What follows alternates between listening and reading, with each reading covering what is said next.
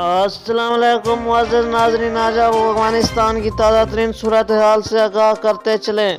अफ़गानिस्तान की सूरत हाल पर G7 इजलास आज होगा। ज़राए मज़ीद अज़ां अफ़गानिस्तान की सूरत हाल पर तरक्की याफ्ता मुल्कों के ग्रुप G7 का ऑनलाइन इजलास आज होगा। मज़ीद अज़ां बरतानिया ने कहा है कि इजलास में अफ़गानिस्तान से इनखला की 31 अगस्त की डेडलाइन में इजाफे का मामला उठाने की कोशिश की जाएगी। मुअज़्ज़ज़ नाज़रीन, फ्रांस का कहना है कि डेडलाइन को लाज़मी तौर पर आगे बढ़ाया जाएगा। जर्मन वज़ीर ख़ारजा ने कहा है कि काबुल एयरपोर्ट को 31 अगस्त की अमरीकी डेडलाइन के बाद भी खुला रखने के लिए। तो जी हाँ दोस्तों, इस तरह की दुनिया भर से लम्हा बलम्हा खबरों से आगाह होने के लिए प्लीज़ मेरे चैनल को सब्सक्राइब करें और साथ ही दिए गए घंटी के निशान को इनेबल कर दें। और अगर ये वीडियो आपको अच्छी लगी तो प्लीज़ लाइक करें, शेयर करें, कमेंट करें। Thanks for watching. अल्लाह ने के बाद।